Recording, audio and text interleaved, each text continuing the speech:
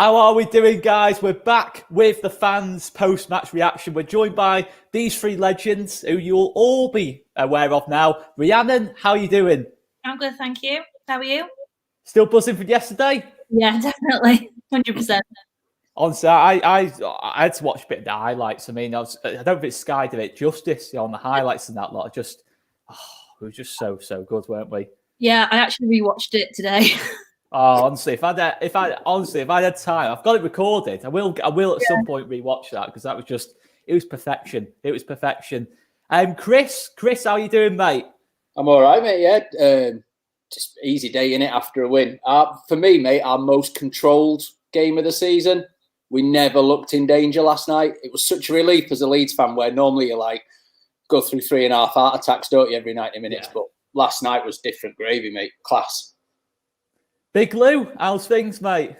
Yeah, really good. Yeah, Chris is right. It was the first game where it didn't seem completely chaotic for 90 minutes. I think I didn't sit on the edge of my sofa once, which is a nice treat. I mean, I don't think Crystal Palace, correct me if I'm wrong, I can't remember Crystal Palace having a shot until Eze skied it into the south stand with about 10 minutes to go. I can't actually remember Palace doing anything else, really, that I can think of. I mean, there's a couple of moments where Alioski kind of didn't put enough weight on the pass back, but that is really nitpicking, isn't it? And that's how good we were yesterday. And I think the biggest pleasing thing for me is keeping the clean sheet. I know it sounds a bit of a strange thing to pick out of all the things, but to keep a clean sheet's not bad going, is it, Rhiannon? No, it's definitely not. No, I mean, to be fair, I thought they'd be more I don't know, a bit more up for it, I suppose. Like, especially when they're supposed to be a counter-attacking team. Like, we seem to nullify them all the time.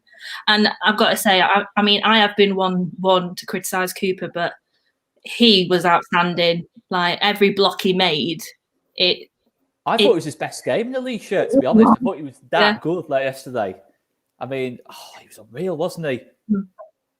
I mean, like anything, Cooper's probably very aware of what people are saying about his performances. I mean, do you think maybe that's had some sort of impact on maybe stepping up a level? I don't think he's been particularly bad all season, to be honest. I mean, like any of our players in the style we play, they've always got a mistake in them. Cooper still looks like that even yesterday. But yeah, it was an incredibly assured performances. I'm loving seeing Coops like this. And I'm glad that we're not talking about our international centre-backs out missing, and we're actually talking about our club captain and a really exciting talent in Pascal Struijk just doing the business, essentially. That's it. I mean, Pascal Struijk has gone from possibly fourth or fifth choice centre-back to kind of like he's a must-starter now. He's like one of the constants in the team. And I mean, Chris, obviously, Pascal, he missed 3 really, really good chances, if we're really being picky. But I think the good thing, guys, what I really liked about that was the fact he won every single header in both boxes. That's we've not had that for a while, have we? No. Do you know what it is, mate? Is now I'm going to have a fiver on every game for Pascal to score, basically, because it's coming. Do you know what I mean? It's coming. And yeah, you're absolutely right. If goals come on top of him defending well and being a decent central defender, then we've got absolute gold. And the thing about Coops is, for me, which I think might have gone unnoticed by some fans, is he's doing this and dragging a young 20, 21-year-old Pascal Struijk along, who's still adapting to first-team football, not just Premier League football. I think Coops is, and it was, for me, I agree with you, Oscar, it was Coops' best game last night in a Leeds shirt for me. And he's dragging Pascal along with him, who looks the real deal if he keeps progressing the way he is. He's immense. I mean, it got to stages in the game where I couldn't tell who was playing where. Like, Aiden was popping up on the right wing at times. Then he was over at left back. Dallas was just like, as me and Joe said, he hasn't got a position. It's just, his position is just be everywhere, every single moment in the game, just be everywhere kind of thing. I mean, it felt like to me, like we had an extra man. It actually did genuinely feel like for the whole game, like Palace were playing with 10 men. We had 12 men. Whatever way you want to put it, I just thought in terms of that, it was absolutely superb. But guys, smash the like button. A couple of questions about where Joe Wayman is. It is, of course, Mr. Wayman's birthday. So make sure you're wishing Joe Wayman a happy birthday in the comments, guys. Let's embarrass Joe as much as we can. Get the happy birthdays in. What an absolute legend. But yeah, Joe will be back on Thursday. So guys, make sure you are wishing Joe Wayman happy birthday. And you want to wish Joe Wayman happy birthday, smash the like button, guys, and make sure you hit the subscribe as well. One person I've got to talk about, obviously, Big Lou, you mentioned about Coops obviously getting a little bit of stick after that Everton game. Something Joe Wayman alluded to. I mean, if you saw they put the tweet out of Cooper's post-match interview. I don't know if you guys have seen kind of like the comments underneath on Twitter. It was shocking. It was pretty shocking, wasn't it? I mean, do you think the same happened to Click, possibly, Big Lou? Do you think he was spurred on in the same way? I think they're probably. I mean, they were probably under a lot more pressure in the Championship when we were trying to get up. So this sort of social media abuse, they're probably very used to. But what's most pleasing is that they're largely blocking it out and just doing their thing, going through their processes.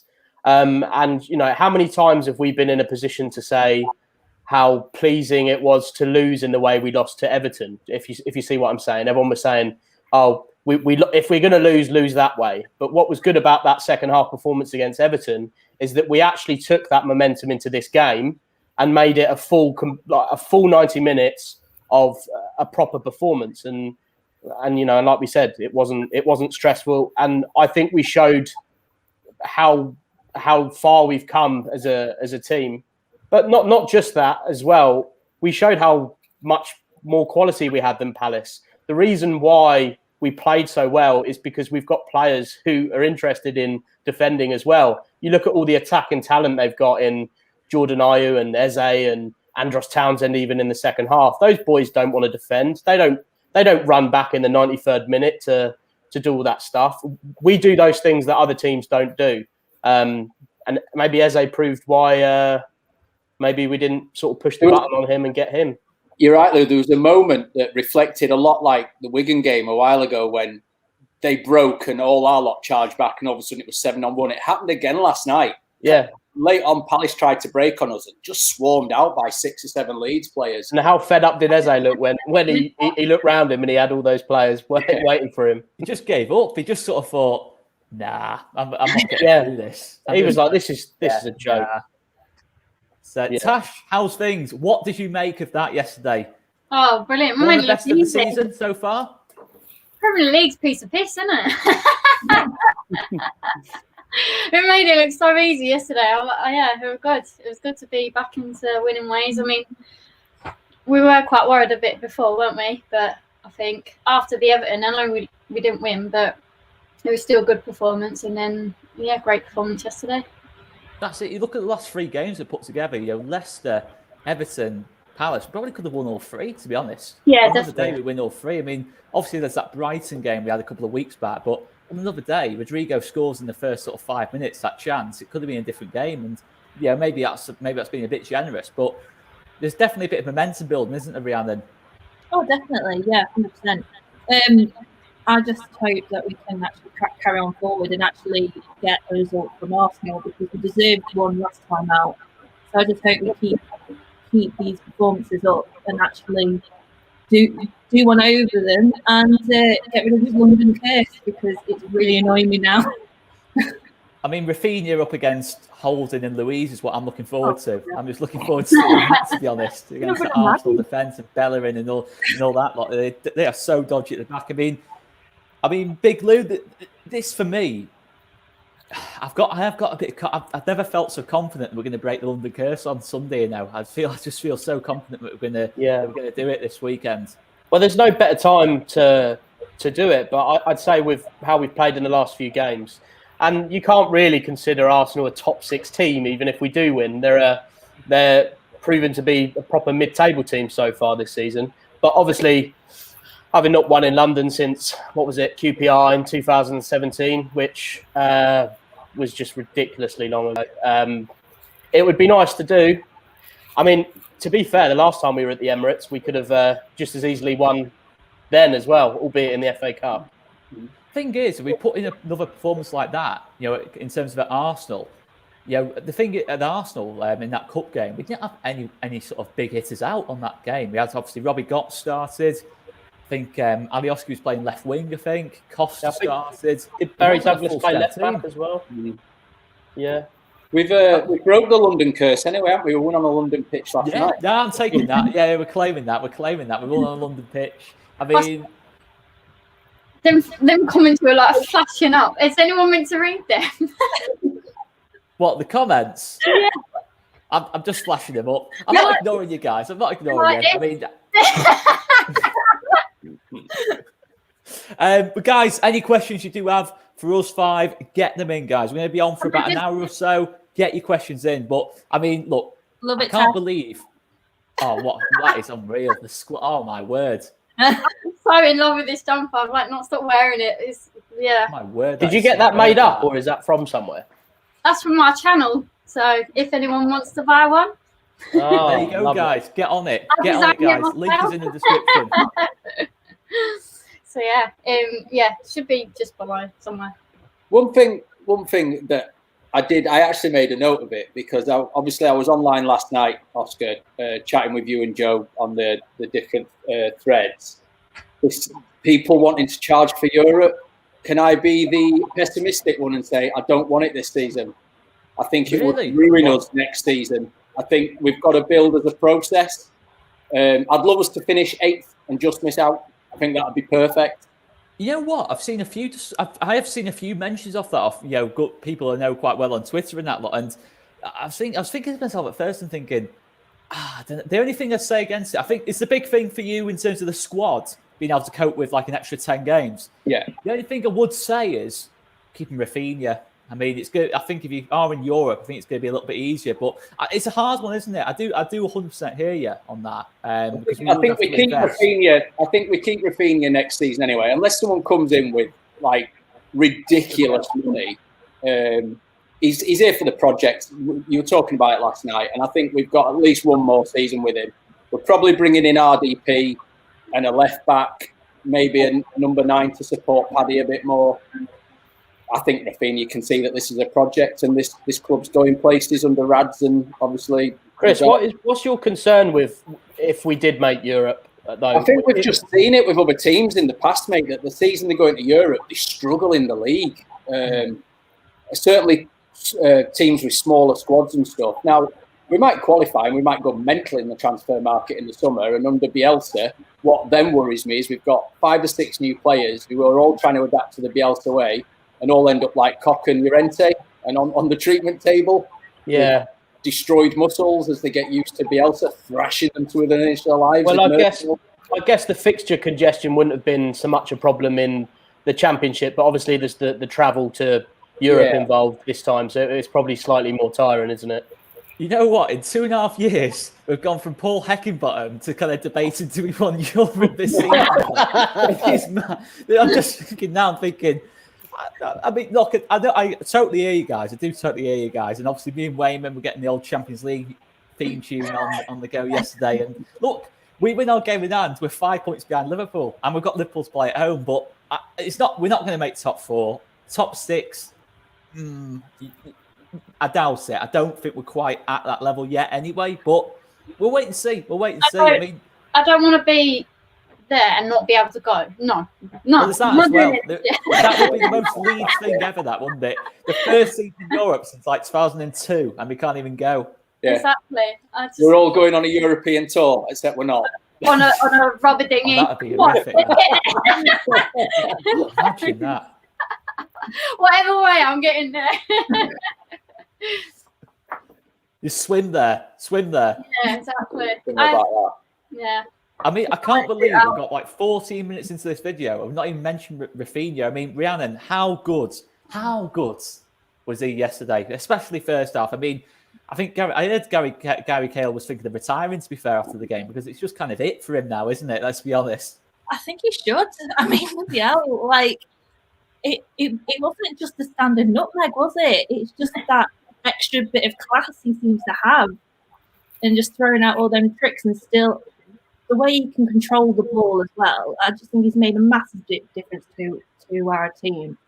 And the way he can just run and track back up and down that pitch is unbelievable. And some of them passes are right peaches, aren't they, into boxes. And He should have had 2 or 3 assists, shouldn't he, yesterday, really?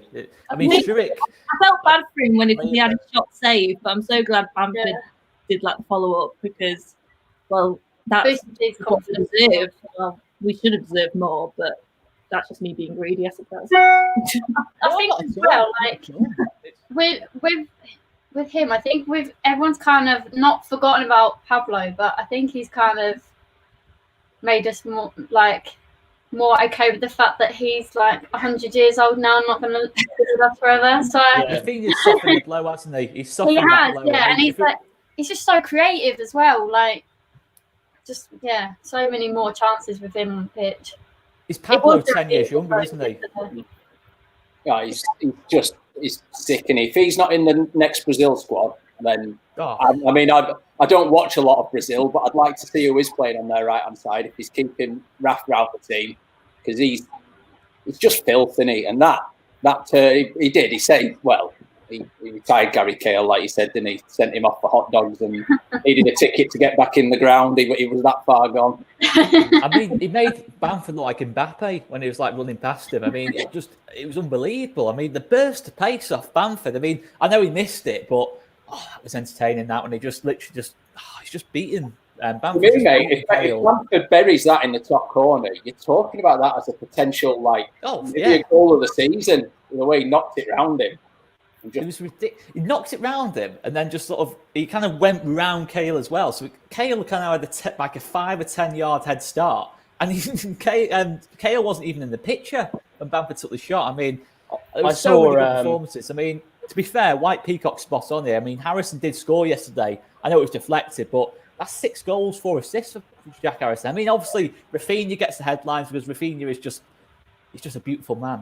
I never forget about Jackie Harrison. Jack Harrison. Speak to me about Jack Harrison, Chris. He was on that one. Unreal.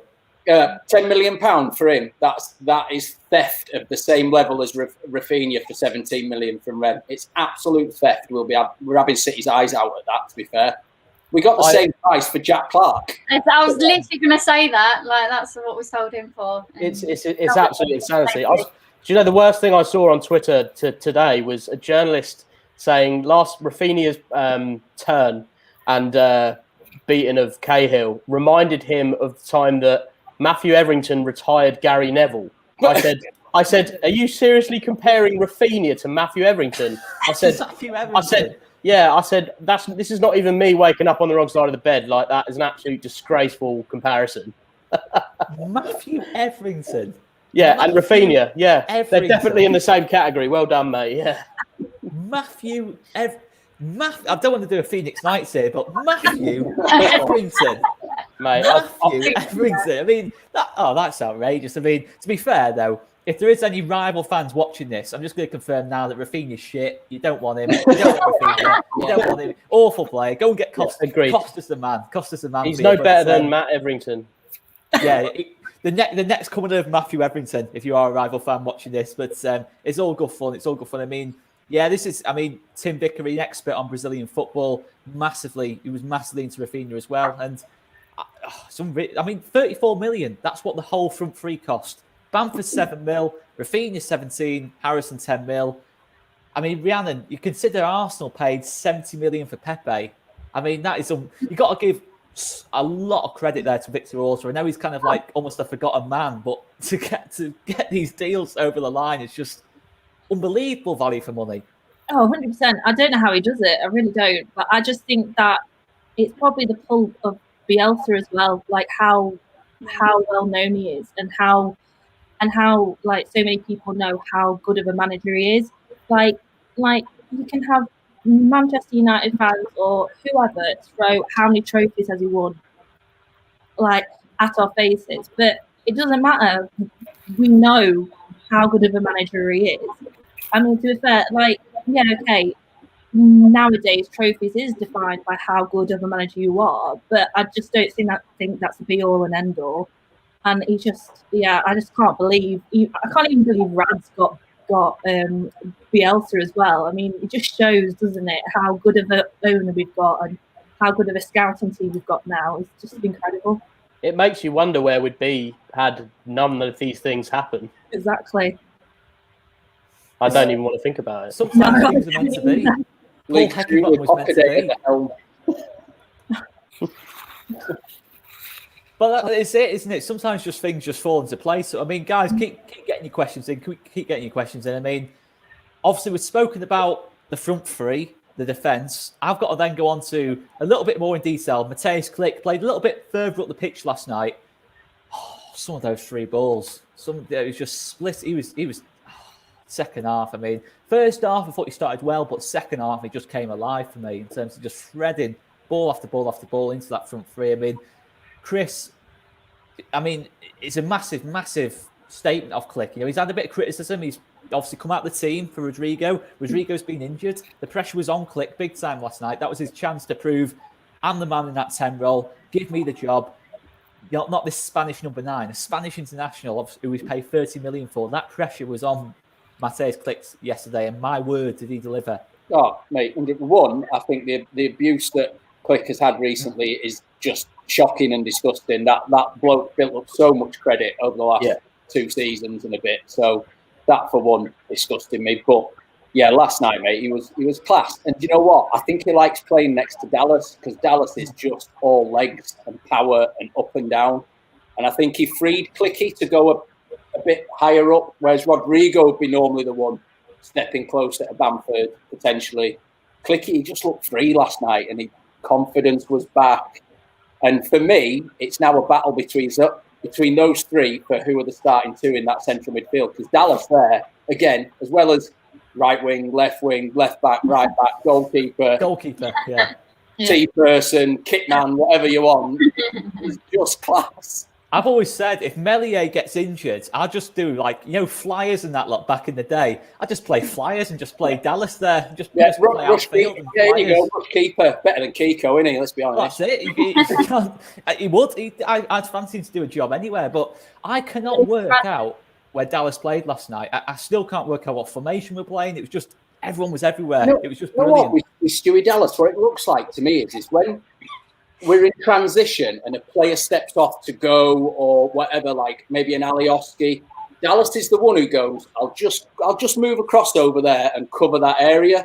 So he's never in one position. He seems to just read the game so well. And I think KP plays better with Dallas in and around him as well, because it's someone else with the legs coming in, sweeping in front of KP as well. Yeah. He's our James Milner, isn't he? Yeah, it's put simply in terms of Dallas. Yeah. And to be honest, I've always had that dream of James Milner coming back, but I'm a bit like now thinking, I don't know, Dallas is still only 29. He's still only 20. I think of Dallas has been like 32, 33, but he's been like 29 for like the last 20 years because just like Milner, he's Leeds born as well, isn't he? So we've got that's it. Local lads, Stuart Dallas, local lads. I mean, obviously got to talk about the local lad, Calvin yesterday. Unreal yesterday. And that bit of work for that second goal, absolutely critical. I mean, how impressed were you with Calvin yesterday? Yeah, brilliant. And again, it was like, please don't be injured. Please don't be injured. No, that's it. I forgot about that, to be fair. Yeah, I mean, we've seen it before, haven't we? Like, when he's not playing, we never win, really, do we? And it just, I don't even have any words to describe how good he is, like, and how crucial he is to our team. He just makes everything happen, doesn't he? Just like, yeah. It's the expectation now, isn't it, though, Calvin? Yeah. It's not even the surprise when he just drops like a 9 out of 10 and just like plays like that. It's just no surprise. Like, I mean, obviously we talk about like Eze, but Eze went obviously into the middle in the second half, and he didn't get out of Calvin's pocket. He didn't get out of Calvin's pocket in the second half. Calvin almost surprised himself, didn't he, last night? He man-marked both halves, like solid pressed on them. And I think Calvin's best games are always the ones where you hardly see him. Yeah. It's always a good sign. Yeah, when you don't notice him, it's always a good sign. You think he's having a quiet game, but you think, hang on, I don't, because as I say, it's not like a really, great position to watch. It's not supposed to be nice to watch a holding midfielder. They're just supposed to break the game up, and just sit in front of the defence. But Calvin, obviously, we've become so used to him, pinging balls onto the wings and just being beautiful to watch, on the ball and that lot. You kind of forget what he does off it, almost, because he's so good good on it in that lot. But I just thought it was just so disciplined, wasn't he, yesterday, Big Lou? I thought, you look at his last 2 games against Eze, obviously at QPR, he gets sent off in that game as an absolute nightmare at QPR against Eze. In the home game, I know we won against QPR last season, but Eze really gave him the runaround. He showed real maturity, I thought, to be honest, Big Lou. What do you think? I think Jordan Ayew gave him some problems a few times, but not really enough spark to sort of worry us too much. But I think as well, going what Tash said about Calvin being sort of indispensable in the team, and getting worried when he goes down injured. I actually think we're starting to, sort of as this season's gone on, maybe have a few more players than just Calvin that we really need in the team every single game.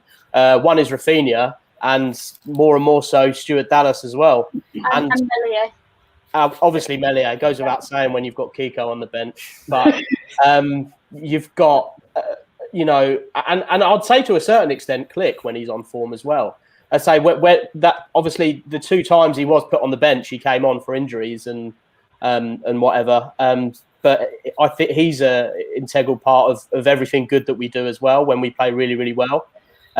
So yeah, and I guess you could make a case for everyone that plays. You could say the same for Harrison and maybe Bamford as well. But if you're talking about all of these players basically being undroppable, then you're in a good place.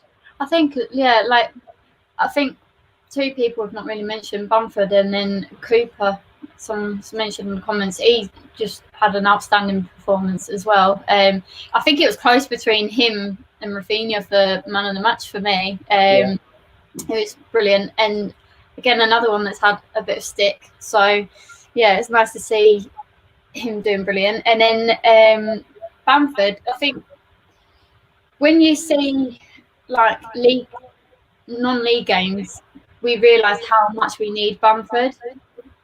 So I'm going to No, I agree. We definitely need a backup for him. I mean, what our season could go a bit tits up, I guess, if touch wood he doesn't get injured. But who plays in that role with Rodrigo and Bamford out, for example? He is obviously very important. I mean, and to a certain degree, we could have won that game 5 or 6-0. Really, Bamford's finish when he was 1-on-1 with the keeper was a bit offish, but obviously he made up for it. But that should have been the corner flag. Yeah, I mean it should have been buried, really, shouldn't it? As well. I thought it was harder to do. I mean, the Struick one was extraordinary. I do love Pascal. I mean, I'm going to talk about Pascal in a second in terms of statistically his impact, but it was harder to miss it by one of Calvin's cross. I don't know how. It's harder to do that, almost hit the corner flag with the header than it is to actually score. I mean, it just sums us up in front of goal sometimes. But obviously, I mean, I have to agree with Jack. Rafinha basically is bigger than Arsenal Football Club. That's a pretty fair analogy, isn't it? Let's be honest. I can't disagree with that, to be honest. I mean, South Stand stories. Yeah, this Haaland thing, I mean, we've got to live the dream. Haaland. One day, he'll be ours. To be fair, isn't that fair at the minute? There's no way Bamford's getting dropped for anybody in that Leeds team at the minute. No, in his interview, his first job is defending, and I think he said it so well in his interview of I mean, I've always been critical of Bamford. I've come on there before slagging him off, but not as a player, as him not being able to finish. But I've always said it as an all-round player, he's really, really good. And that last night, where what he said, he defends first, and he puts so much pressure up at the top. And there's a few times in that game last night where we had so much pressure up at the top that we was able to get shots, or Do you know what, Tash? The second goal. We're saying that it's great that KP gets in front of the player, but it all comes from Bamford pressing their defender, and he has to get rid. And he dropped quite back, actually, didn't he? For that, yeah. So. Well, that was Jamie Carragher was saying this, wasn't he? That he's the complete player. You don't get in a side anymore just for scoring goals. If that's all you do and you're not scoring goals, then you basically have 10 men on the pitch. That when Bamford doesn't score. We've been lucky enough to be in the position where Harrison and Costa and Pablo in recent times and seasons have been scoring the goals instead, and the goals all over the park. To be fair, But yeah, That's it. We Bamford. spread them out, don't we? To be fair, in terms of goals, I mean, I'm just going to quote you a stat here, Big Lou. It says defensively now. I don't want to just talk about the defence, but it's improved a lot. So since Stewart came into the team against Burnley, he's played every single game. Leeds United, in that time, only 2 teams in the whole league have conceded less goals than Leeds in that time: Man City and Arsenal. I mean, you've got to say now, in terms of obviously defensively, I know beforehand we weren't great at the back, but there's clear progression there, not just statistically, but on the eye. I just think we look so like Meslier. Last couple of games, he's hardly had anything to do. Like yesterday, it's a newly promoted team, and our goalkeepers had nothing to do. It's unreal, isn't it?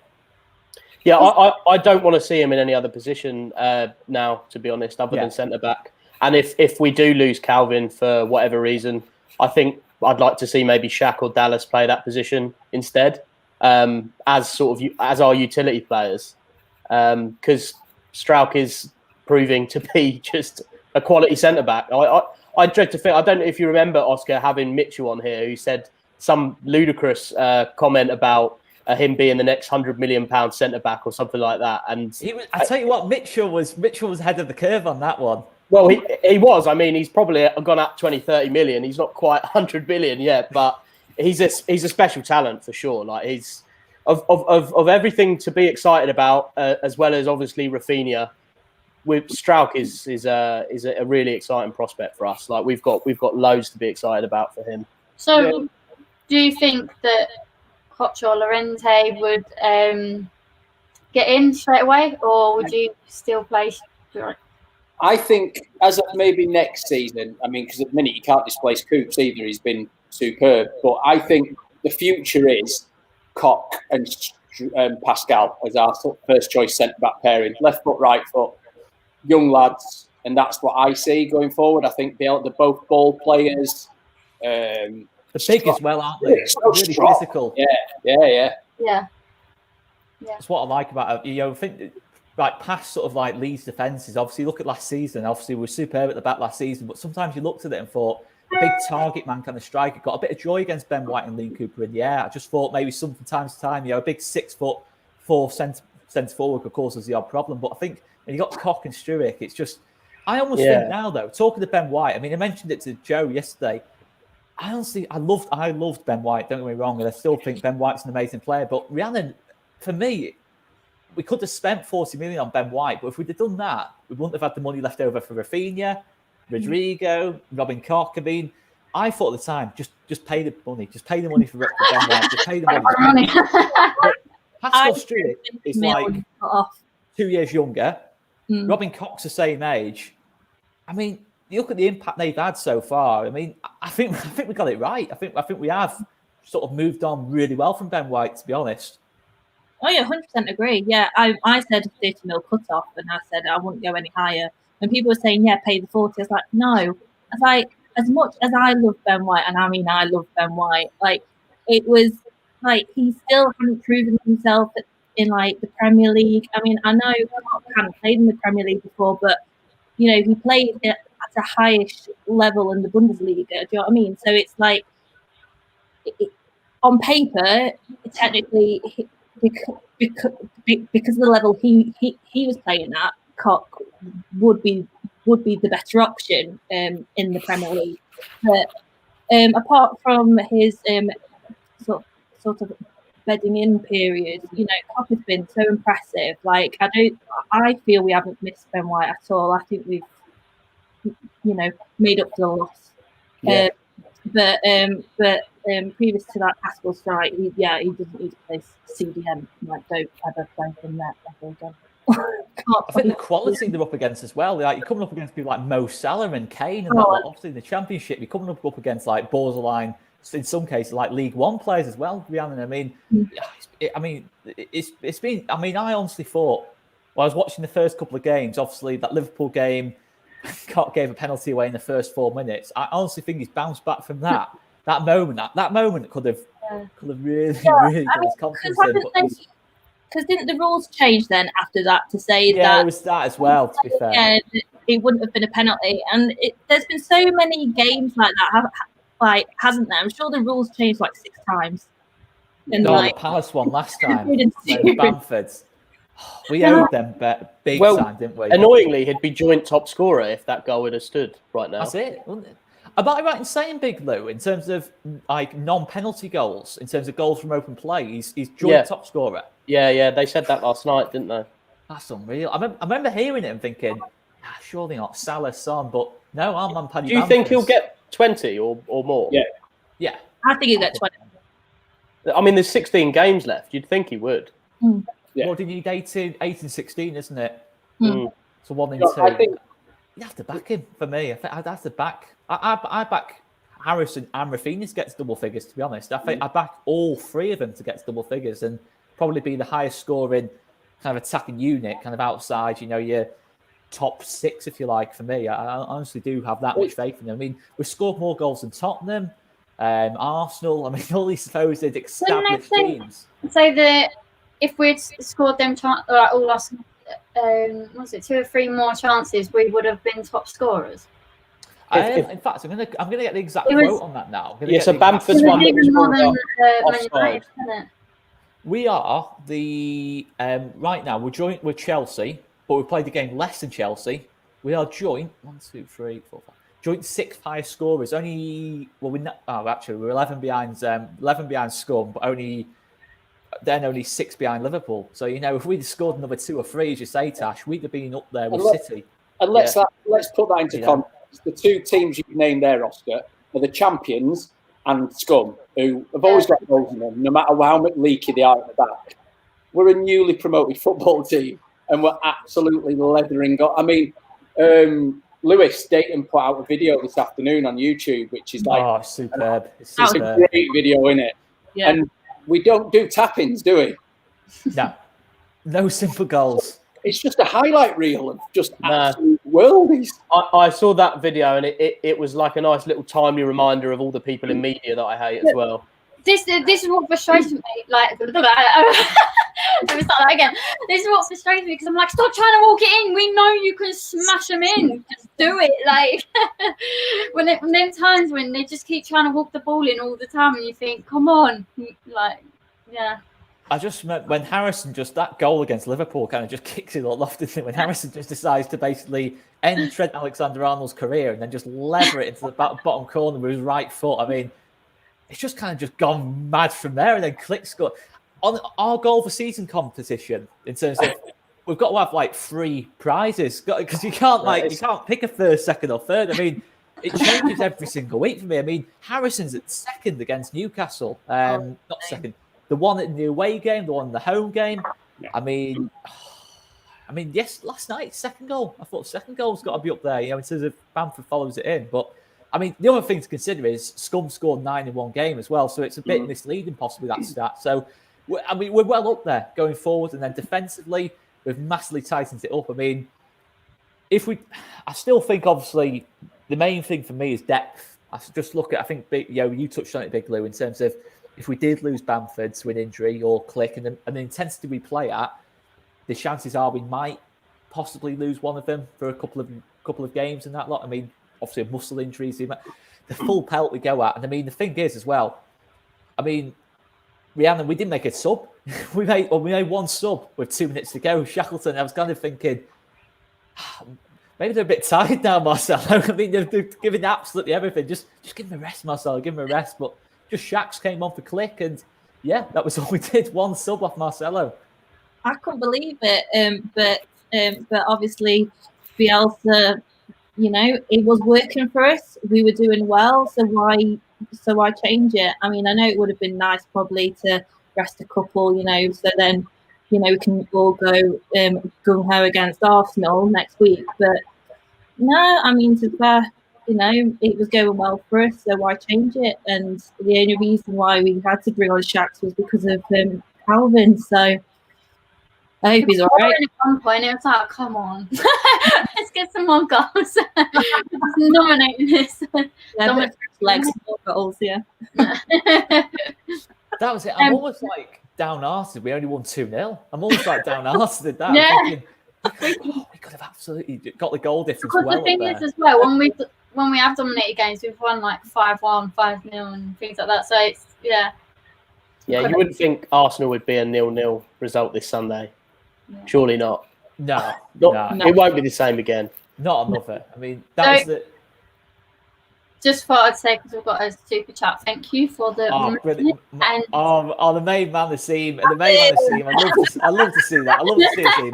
He went missing on us a couple of weeks ago. Absolutely top man. Joe Wayman, Azim. It is his birthday. I hope you wish him a happy birthday to Mr. Wayman. And guys, make sure you keep wishing he's Mr. Wayman 65, happy he's birthday. retired now, so won't see him anymore.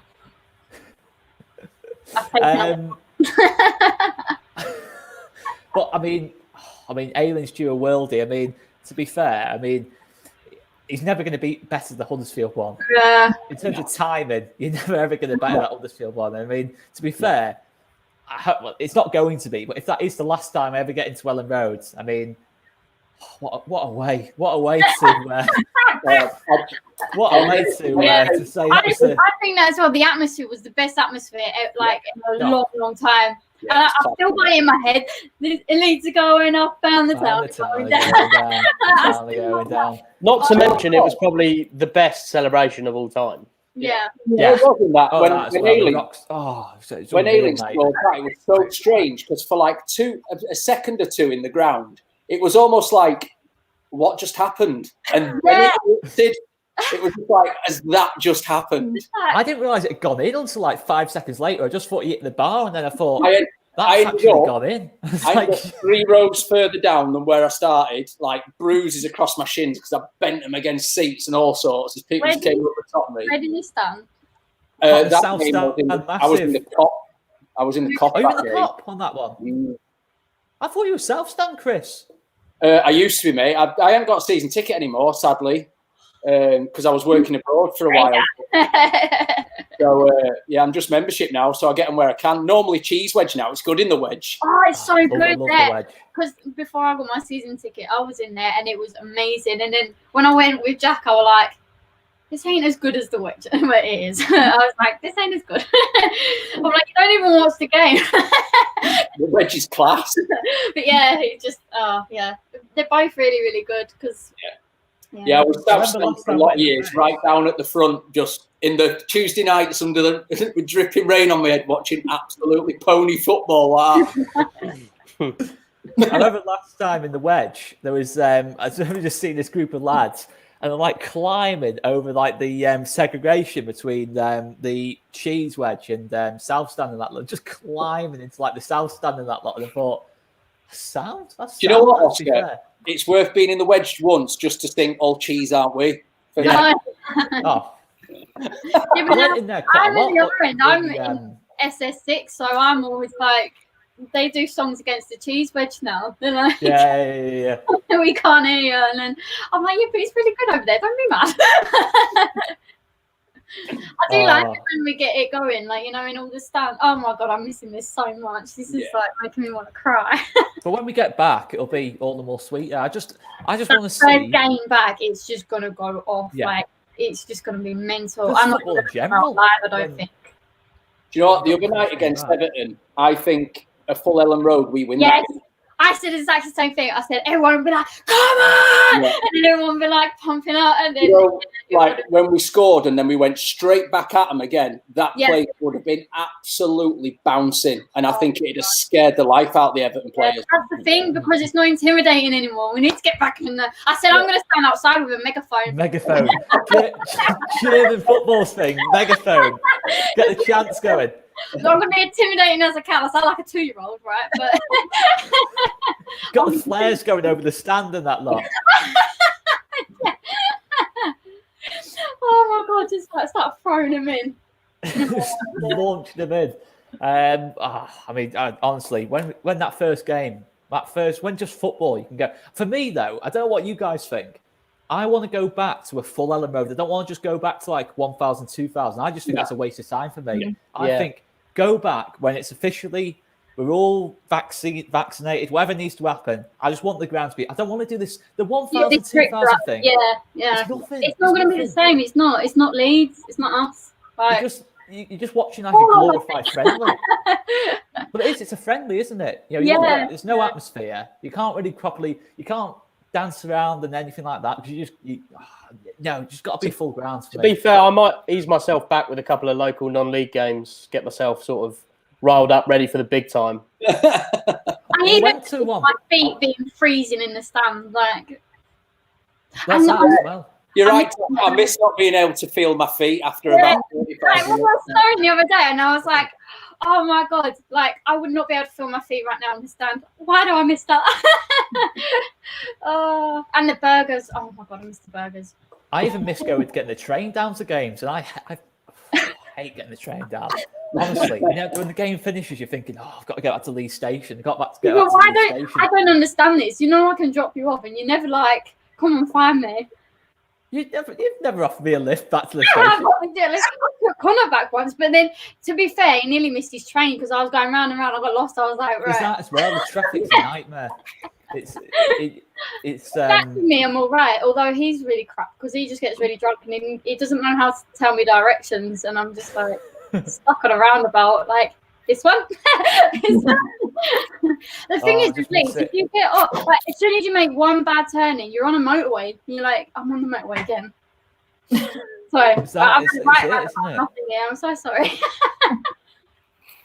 I just can't wait. Honestly, just everything about match day. Do you know what? This was meant to be an upbeat chat about a great win, and I'm genuinely depressed now that we're. I'm so sorry. The ground, though, that's the thing. I mean, imagine being at the ground last night. Like Rafinha's doing that, like just ending Gary Cale's career. Mate, if I'd have been in the ground to see Rafinha do that to Gary Cale, I'd have had to leave early just to go mop up. I'd been like, change your undies. Wow.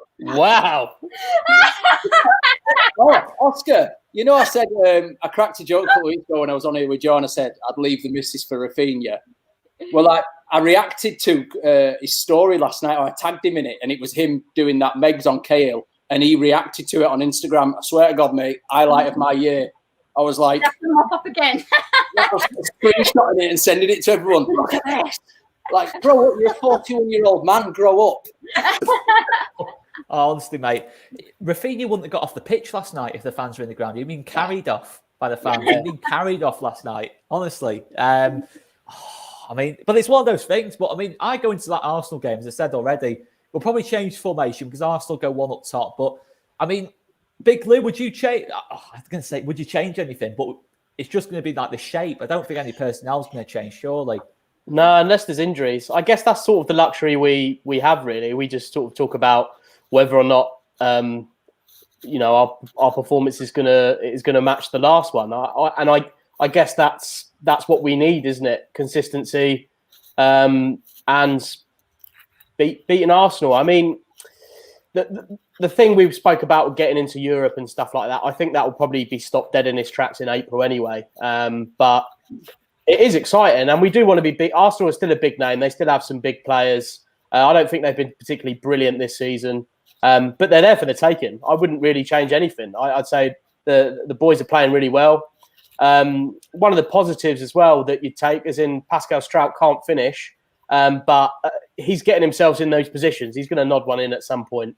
Next one will go in, I think. The law of averages says the next one goes in. But, I mean, to be fair, the Emirates will probably have the best atmosphere it's had in ages, to be fair, in terms of the ground. It is ridiculous, isn't it, at the Emirates? It's just so quiet. It's like, it's terrible. I mean, not many of us can really. I certainly can't. I was very young when we were last in the Premier League. Chris has got his feet. Mate, you want to get that on a canvas, Chris? Is that just like your lock screen now? It might be. Chris, you need that on a t-shirt or a canvas or something. I was going to say frame it. Get it framed. Yeah. Great shout. I'm going to do that, Lou. Yeah, good shout, mate. Put it in the gym. Put it in the gym. Motivation. Yes. Your motivation then in the gym, isn't it? Going in the garage shop. It's the motivation, isn't it? Gym. Me and my boy Raf just in the gym. And then when you're thinking you're giving up, you're thinking statues as well. He's in the gym. There you go. So when you think of giving up, you've got Rafinha there to tell you to keep going, Chris. Keep going. Yeah. When you're feeling that burn from your resistance bands, you just stare at that. This took a really weird turn. Yeah. If anyone, you started it, mate. I think we just set this off. Chris has got his own gym at home. Anyway, that's what we mean there, guys. But I mean, this is a good question before, actually. Let me just find it. Actually, I took it off for some reason. 1 second, guys. So I'm going to go round all four of you. Me and Joe answered this yesterday. We both said Bamford, I think. But, I mean, I'll start with you, Tash. If you had to pick right now... Come to me last. This is a hard one. If you had to pick, out of all the squads, who's been your main man this season? Dallas. Dallas, that's a fair shout. That is a fair shout. Tash? Melier. I like this. I think we're going to go different answers here. Chris? I'll just go Dallas. Big Lou? Rafinha. I like this. We've got Chris didn't pick his best mate. What's going on? He's going to be so... Yeah, I know. He's got to work harder for full affection. Work harder, still. What about you, Oscar? I'd still go Paddy. I think over the season, I just think to score like basically better than 1 in 2, for a newly promoted club, and obviously the way he's bounced back, and not to mention his assists as well, Oscar. 5 assists as well. Yeah, what I'd say is obviously I think listening to, as you said, Big Lou, in terms of what Jamie Carragher said last night.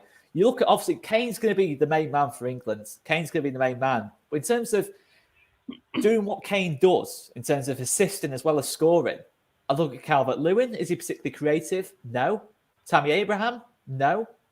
Marcus Rashford? No. They're all different types of players. Yeah. Bamford's probably the most Kane-like forward England's got them. And I'm not saying he's the second best English centre forward, but if you want a like for like, if you want to make a substitution, or if Kane got injured, I think it's a no-brainer almost now with Bamford in that England squad. Southgate picks on form as well. He was picking Callum Wilson and Danny Ings when those boys were scoring goals. I think we can write off the whole Luke Ayling at right back sort of thing, because there's so much competition there. But in terms of in-form strikers, I can genuinely see him picking Bamford. Not to say, I don't know. It's difficult. It's difficult to say. I don't know whether even to be excited about it, to be honest. I'd sort of want him fit for Leeds because he's obviously so important to us. But yeah, I mean, one thing I will say actually about last night is I don't know if you guys noticed that the commentators and the punditry was actually pretty decent last night. They actually seem to have actually done their homework, and there wasn't really a lot for us to moan about. I don't know whether that's... You not listen to our commentary, Big Lou? Oh, no, I'm afraid not, mate. I was listening to Carragher and Chris Coleman last night. Did he say March? What were they calling Bielsa the other day? Marco Bielsa. Leon Osmond was the commentator on BT Sport, and he kept calling him Marco. It was so annoying, wasn't it? Was it Leon Osmond? Yeah, you'd think the main commentator would have given him a nudge at half time and said, "Oh, Leon, by the way, it's Marcelo, mate." Just on there.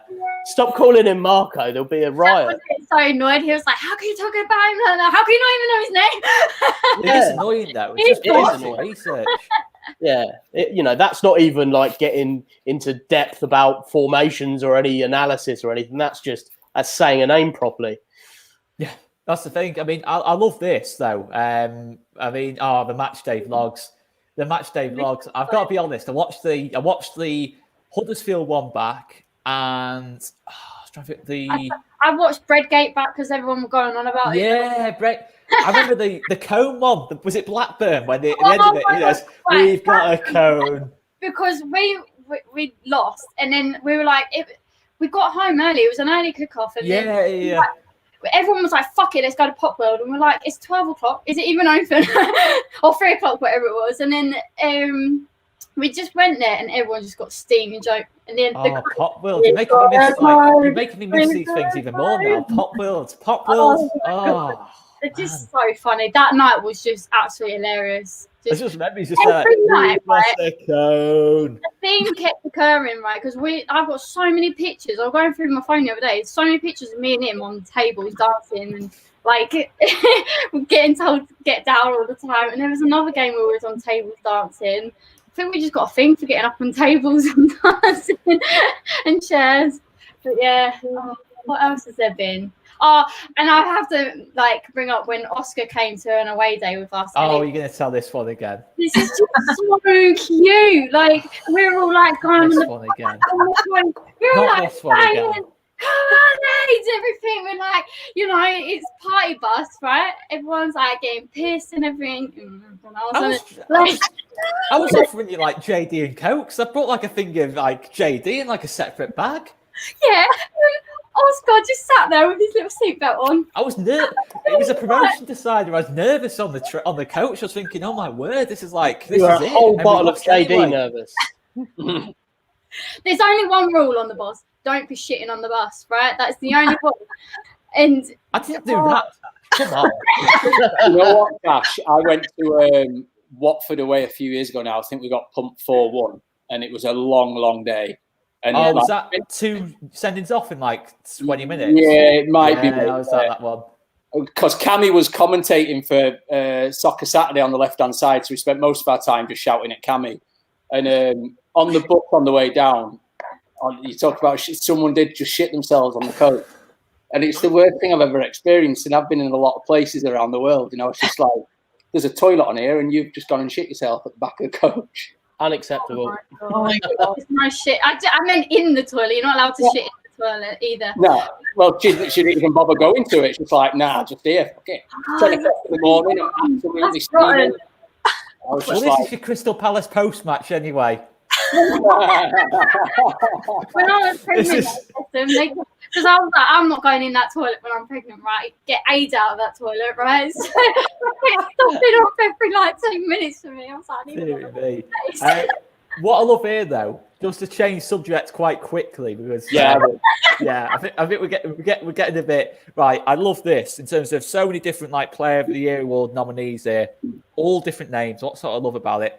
Dallas and Rafinha, Ayling getting a mention. You can't argue against any of them. No, Yeah. no, not at all. Not I at love all. Ayling so much. And Ayling was like our little bit of light when we had really shit managers. Yeah. He was always consistently brilliant. Like just, oh yeah, good old Ayling. I love how honest he is as well. Yeah. The Ayling flop's my favourite thing in the world. I mean, oh, someone's coming near me, just falls on the ball. Good lad. Oh, someone mentioned Fulham on the phone as well. Oh, I would be doing that. Oh, I miss it all. Sorry, I'm bringing it back, aren't I? Right. Fulham are going down though, so that one's gone. Yeah. Mate, the bottom three now are the bottom three at the end of the season, aren't they? Let's be honest. Yeah, it's done. Brentford's going to come Yeah. back though, by the looks of things, and we never win at Brentford, so that's like yeah. But different ground now though, Oscar. Might be a fresh start. true. To be fair, Can I just say, Jack is bipolar because 1 minute we get like into. I remember this. Was it the West Ham game? game? I he lost it. everything you say is with a pinch of salt, all right? I've seen a few people saying it. I remember Jack absolutely losing it in one of the streams. Just his head completely went. I still do it too now. Everyone else was just like, The other day, and he what was it? He was getting me something. He said, "Can you do something?" And I went, "Fuck off! Just fuck off!" And he's like, "Really? Still on that?" Oh, So yeah, listen, he wears his heart on his sleeve though, so he's very. there's nothing wrong with that. There's nothing wrong with that at all. But I mean, who's booked their plane tickets? Oh, if it happens, honestly. Oh my word! If we did get to Europe, I mean, just unreal. And we got back in the stadiums in the same season as We've well. got our bikinis ready. Did you not hear us earlier? Like, come on. Do you know what? If we did get back into Europe at some point in the next couple of seasons, it would be magnificent. And I don't even care if I can't get a ticket for the game. I'm going across because the better parties are out in the city squares and stuff anyway. The 90 minutes in the ground doesn't overly matter. This is what we said. It's the build up, the atmosphere. It's the whole day. Like, you know, you go and you meet your mates and you have a really good laugh, and then you get burgers and whatnot. And it's just the whole day, the whole build up of it and everything. And just, I wrote a like an emotional thing about it the other day. The thing is, like these, like when we go to like European stadiums, I mean, the away ends are mostly awful anyway. It's like the actual game itself is probably like the kind of like almost the worst bit. Like the whole like bit around it's just a class. But I mean, I like that. much. Azim, but And bring me the horizon. And you meet 6. Yeah. Is this Azim's away day playlist or something? I don't know. there's some belting tunes on there, to be fair. We'll pretend that is the playlist. Yeah. Yeah. Okay. Well, I mean, yeah, it's good point, Azim. Oh. Oh, you're killing me. He just keeps bringing up all our memories. He went to Australia as well. I forgot about Australia. I want to go. I want us to go out to America or something. Like pre-season. I want. I think we will once all this is over on some kind of like do a bit of franchise promotion with the 49ers and play a few games out there. I think that will happen. Whereabouts are they? San Fran. So West Coast, north, top of the West Coast. That's gonna be a big trip. Oh my god, that's gonna. Actually, I'm gonna do that. Right, just because they wouldn't have seen anything like it. Leeds fans tearing up San Francisco. Imagine that, a few thousand Leeds fans tearing up the idyllic tram lane in San Francisco. Leeds fans with their pants down, hanging off trams. Yeah. They all think we talk like this. You can imagine turning up like, all right, Leeds. That would be. Yeah, Leeds away trip to San Francisco with a day trip to Alcatraz. Just like, oh my god. That reminds me when we did the film. Leeds would have taken more. One was on the Fulham boat, some guy had his arse out of the window when he went past me, like Big Ben and that. Oh my god! I just imagine in London, it's just like, what is that? It's one of those Leeds United fellows. The only game I did was Brentford. Yeah, the only thing I can compare a Leeds United away day to is Army Navy rugby in Twickenham once a year. Because obviously loads of us go down, like veterans and stuff, and it's just a 3-day bender of absolute carnage. And the Leeds away day is exactly the same. And Leeds fans should take great pride in that because it's a solid effort. Oh, dear. Do you know what I love about Australia? Is like everyone was in 2 hotels opposite each other, and we just completely took over because they were trying to be fair and have Man United and Leeds things up, and we just kept ripping down all the Man United stuff. And they were like, "Look, we have to have it up. We have to have it up." We're just like, why do they have to have it up? Just to promote both things, because they'll be biased if they just had Leeds up. But there was a few Man United fans in there, so they quickly shuffled out. But it was just brilliant. It was just like. When you just get a really, really good holiday and like the atmosphere is just immense. So like that. Then there was football. Well, we'll go on to. I mean, we've completely gone off. It's my fault, to be fair. No, it's mine. It's mine. I'm sorry. I like this chat. I'm enjoying this chat. This is something different. What's the best away day you've all done? Away day. Ooh. Mine is Forest away. And we got beat 4-1, but again, away days, sometimes the score doesn't overly matter. And it was when KP hit that absolute screamer of a free kick. Oh, yeah. Okay, yeah. But we were in Nottingham Weatherspoons for, I think, about 10 o'clock in the morning doing Jaeger bombs and singing. And one of us nearly didn't get in the ground. We were I don't remember any of the game apart from everyone jumping up when KP scored. I was absolutely battered. And I lived down south at the time, so I had to get the train. Everyone else got the train back to Leeds that I met, and I got the train. It was meant to be to Cambridge, but the line wasn't running that late, so I had to go to London or somewhere near London. Fell asleep all the way into central London. Woke up on the train by the guard like that. Get up, mate. Get off. And luckily, he put me on a train back north to Cambridge for free because I was just like, I've got no money. I don't know where my bank card is. I don't feel very well. And they just put me on a train and kicked me off in Cambridge. Out you go. Does Australia count as an away day? Yeah, I'd say so. Yeah. I loved Huddersfield away because we won, and then it was the first game where I could drink in over a year because obviously I was pregnant with Charlotte, and then Australia I was pregnant, so I didn't drink for God knows how long, and then. We kept taking it in turns of going to away days on our own. And that was the first time me and Jack had gone together for ages, and we just got absolutely steaming, and just brilliant. It was really good. Yeah. My favourite away day, it's been about 10 years since I last been to an away game. It was against Nottingham Forest. I grew up in Nottingham, and I managed to get tickets in the away stand. And unfortunately, it was when Gary Speed had not long passed, and we won 4-0, and we sang Gary Speed for 11 whole minutes. I absolutely loved that game. You just reminded me of Newcastle away in the cup as well. That was a great away night, singing Gary Speed songs up at Newcastle all night. Yeah, good shout. Yeah. My favourite one is actually coincidentally QPR away in 2017 when we were all in, obviously banned, no booze allowed at half time and all that. And do you remember all the blue flares inside and everyone was going absolutely mental? It was good. Yeah.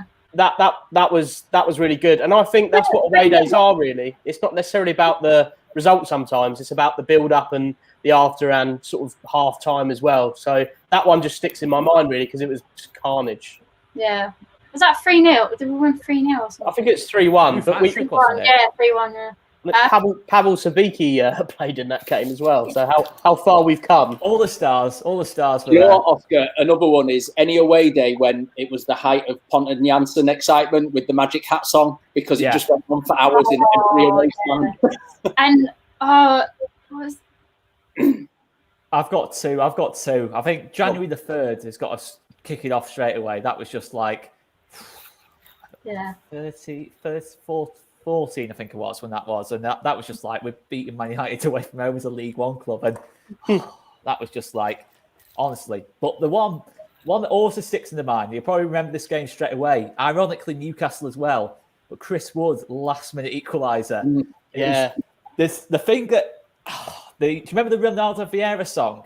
Yeah. Oh, Ronaldo Vieira. That was when the song was starting. I just remember, like when you go to Newcastle, the stairs go up and up and up and up and up and up and up and up and up. You just like it's never ending. Basically, it's just never ending. I mean, it's like a marathon just to go into the concourse there. And Chris Wood. What goes on about that game? Yeah. We got battered as well. Like it was the biggest, nothing, did we? Like shithousing I've ever seen. Like from a Leeds team, I've never seen a Leeds team like shithouse a result like that much in my life. To be fair, I'll tell you, Jack's one. His one's Bournemouth.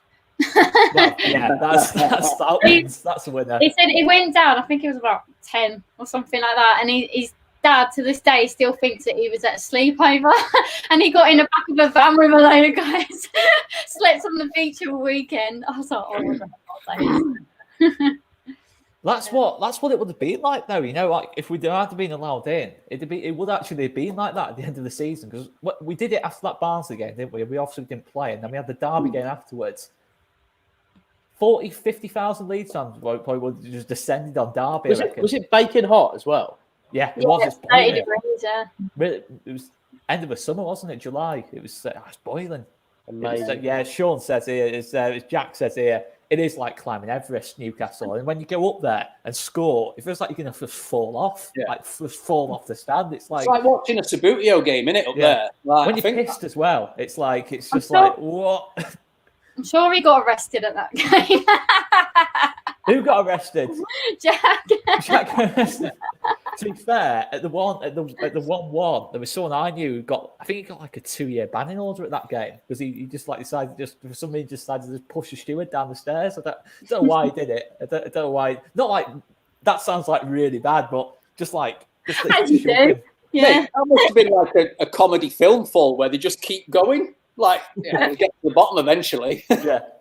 It was imagine, you know, like when Paolo Di Canio like pushed the referee and he like felt it was like that the steward proper made a meal of it and that lot. It's just like memories.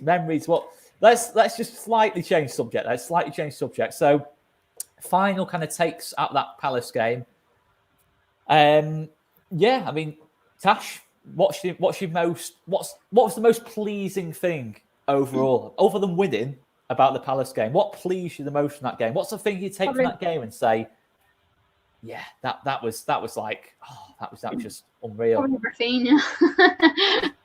It's a fair answer. It's a fair answer. Rhiannon? Probably Click. Like he was playing with a lot more confidence than the last couple of games. So I'm just hoping that this is the start of something, and that he carries on playing with that sort of confidence. I mean, it's just the mental strength he shows. Really, it's just like that mentality thing. We talk about a lot about like Leeds players, me and Joe, but Click's got to be. He's just like royalty in that kind of respect. He is like the number one in terms of mental strength. The fact he's played, I think Lewis, AFC Lewis was saying he played 114 starts, I think it is, at 106. No, sorry, 113 starts out of 116 possible games.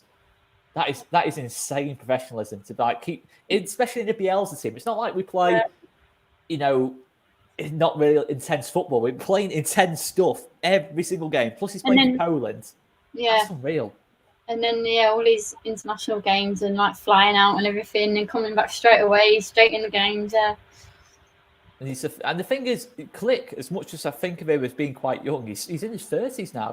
He's in his 30s. The clean sheet says White Peacock. That has to be up there for me. Nick Carver is slightly off topic, but I remember this. I remember this game. Exeter. We've just beaten Man United the week before, and then we got beat by Exeter. The most Leeds United thing ever. That. Do you know what chant I used to miss? Like the one we used to go, let's pretend we scored a goal in 10. Yeah. We've just had a shot. How shit must you be? We've just had a shot. With all the Neil Warnock. Chants, yeah. First thing I think of, Neil Warnock. And then again, like a minute into the game, it's still 0-0. It's still 0-0. How shit must you be? It's still 0-0. But my brother is painting and decorating. He's been decorating Gillingham Stadium. Oh yeah. He keeps seeing Steve Evans, and he's like, "Do I say anything?" The good old days. Is he wearing a sombrero? Yeah, some shorts. Is he wearing flip-flops, a sombrero, a 5XL t-shirt, and some baggy shorts? Yeah. They wrote like all over the stadium as well, like Leeds United, and then he was like, "Right, what name do you want on it?" And we were just writing like Billy Bremno, just coated it all in names before they painted it. How did he get that job though? And Steve Evans. He didn't do that. It's the yeah. If you're watching at Gillingham, that didn't happen. That didn't happen. How on earth did it? I mean, the names that have had that job: Steve Evans, Darko Milanic, Dave Hockaday, all these like names. You're thinking, Dennis Wise, like, it's unreal. Like those, but it's weird. Like, looking back on that, but. But Chris, I mean, what was your main takeaway be from that game? Do you know what, mate? I said at the beginning, it was the control we did it with, and the good thing for me is it looks like we're learning. And I know someone said earlier, Palace without Zaha, a poorer team. Yes, of course they are, but you can only play what's put in front of you. And the players they were bringing on off the bench, Batshuayi, Benteke, these are big, strong players, and we never looked in any danger. So it looks like Bielsa, we know he's a tactician. We know he studies the game. It looks like he's learning. It looks like the players are learning, and we look so comfortable. No, 100%. I think you got it spot on at the start, mate, when you said it. Probably the most comfortable game of the season. There's one where you thought, I think probably Villa's the only one I can kind of think of, but even that Villa game, you had touch and go moments. Aylan blocked one on the line at 0-0, but there was nothing like that today. We were just like the better team from literally start to finish. I mean, it was unreal. I mean, Rhiannon, what was your main take be from the game? I said Click before, but like I say, yeah, I mean, I just think our performance was just so impressive. I really just hope that we carry on that towards the Arsenal game on Sunday and get something out of it because we do deserve it. We shouldn't have got a 0-0 last time. We should at least scored 2-0. And It was, it was the biggest 0-0 battering. I think about it was a 0-0 battering, wasn't it? It was. Couldn't believe it. I was so frustrated. I do think we're in Arsenal heads. I think we're living rent free, and I genuinely think they'll be worried about this weekend. Well, they've got to get a result. Like Arteta, obviously, you look at like where they are in the league, bottom half of the table. They've got to kind of win against us. They've got to go for it, and I think that suits us. To be honest, I think that suits us if they come out against us. But I mean, Big Lou, what would your main number one take be from the game? Like the thing that impressed you the most about Leeds United last night? Just the balance of the performance. To be honest, just less chaos. We were very assured, and it was never in doubt. Really, I mean, we've scored first a couple of times in games against West Ham and Chelsea, from what I remember. And scoring first in games normally has good omens for us. So it would be nice to see us do that against Arsenal, and put in another performance like we did last night. That's just what I loved about that last night. To be honest, it wasn't worrying, and we're progressing most importantly. So loved it. Is this Charlotte's debut on All Leeds TV? I think no, this is Fred. I'm joking. I was going to say.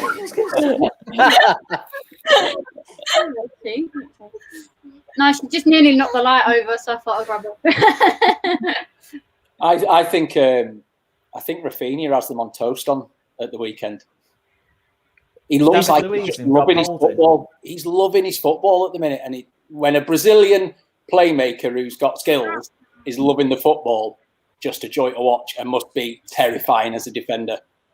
I'd like to have another season of Rath before we'd even consider selling him. But by that time, he'll be worth so much money. I think we could all probably get over it. But he does play like he's on the bench almost. Like he just doesn't. Not. He doesn't. He obviously cares deeply, but he doesn't. You never feel like he's under pressure. Everything's so cool and calm, and it's just. There's a class to everything he does. He doesn't just do a simple pass. Everything's got a bit of like, do you know what? Ambition about it. You know what I mean? There seems to be a lot of fans. I've been looking in chats and stuff like that over the last couple of days, and certainly after last night's performance from him, there's a lot of fans worried about him going at the end of this season. If the club sell Rafinha, there's every chance Bielsa goes, do you know what? I'm going to, because this is the first time you've pissed me off, and when you pee me off, we know his history. Yeah, I don't think we're that sort of club now. It seems like to everyone, to every Leeds fan, it's a stupid decision to sell him after one season. Yeah, I don't think it'll even remotely be in their thoughts. No, I certainly hope not. I think in terms of getting the value, you got to just hold on for at least a year and a half for me. At least not until the next. He's already an icon. Leeds fans deserve to see him live. Yeah, of course. And I can't wait for the first time. Be unreal. And then imagine if Rodrigo de Paul's just there, just rocks up into town at the same time as well. Yeah. Football friends. Anyway, Adam, it's not friends, best mates, me and Rafinha. Bezzies. But guys, I think what we're on now, an hour and 20. Is that vodka? No. It's 0. I was going to say, I didn't think it was vodka. I didn't notice that at all. I was thinking, that's the good thing about vodka, you can never tell. Yeah, that's true. I don't drink alcohol, so. I was going to say, if that was neat vodka, I'd be worried. I was thinking, yeah. And I was thinking, if you got a water bottle and then you got out the Coke, I was like, oh, that makes sense. But guys, I guess we're going to leave it there anyway. It's been absolutely superb as always. And yeah, I guess we'll be back after Arsenal, which is Sunday. Just trying to think then. And yeah, well, if you guys are up for it, we will go again on Monday and assess the victory against Arsenal. 100%. Sounds good. It's happening. That victory in London, it's coming up, guys. But guys, just before we finish off, we've got the quiz tomorrow. I'm not sure exactly what time we're going to go. Probably some point between 6 and 8. Just going to talk to the lads at LFC Fan Zone, whatever time that suits them. We'll sort that out for you guys. So make sure you get on that as well, guys. Get Kahoot downloaded. Thursday, we've got Lee Gunner. We are absolutely delighted to have Lee Gunner from. You will know Lee Gunner, Arsenal fan, absolutely superb YouTuber. Make sure you check that one out, guys. And he's not Arteta's biggest fan. So, guys, it's going to be interesting to get that perspective from Arsenal. Friday before the whistle blows, Saturday big match preview, and then Sunday we'll be going into the game. And yeah, there's a bit of everything. And make sure you wish Wayman happy birthday. That's. And if you want to wish him happy birthday, like the video and subscribe to the channel. And yeah, I think happy birthday to you. Happy birthday to you. Okay, just me then. Right, guys, we will disappear, guys. We will disappear. We're going to do the awkward wave.